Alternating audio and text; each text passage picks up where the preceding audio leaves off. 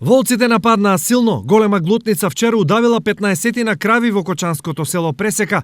Точната бројка се уште не е утврдена, зашто сточарите нашле само 6 удавени крави, додека останатите се разнесени над селото и тие се уште не се пронајдени.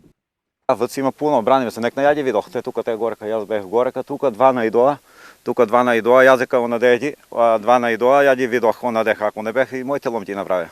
Ја имам 17 стелиња. И вчера се ги увија тука, она делјова сад удавили, она му има една удавена, и има надоле, још и гледам, и тука гледам надоле, има испопаѓано, изгледам надоле кабаѓи, а до нас страна близико има там негде 5-6 живот. Катастрофата од вчера само е продолжение на големите проблеми што овдешните сточари ги имаат со глутниците волци.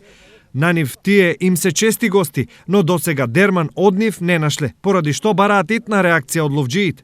Еве една година-две више лов е забранено, туа нема лов, тие ретработи натана, нема ајти, нема ништо, ради тоа највише е онадено и тука е слободно си одат тука онадат, значи не бегат, не онадат.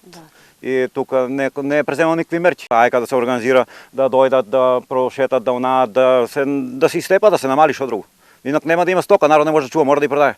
Но според сточарите волкот не треба само да се гони, зашто на тој начин проблемот не се решава, туку се преместува на друга локација. Хајката ако ги погнат вците од тука, ќе одат горе у другото село, ќе одат у третото село и таму стока има.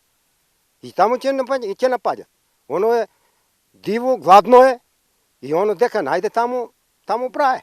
Статусот заштитено животно што пред 2 години волкот го имаше придонесе за зголемување на нивниот број. Од друга страна, недоделувањето на концесии оневозможи да се организираат хајки. Резултатот е нивно често присуство во селата, опустошени трла и стада и незадоволни сточари.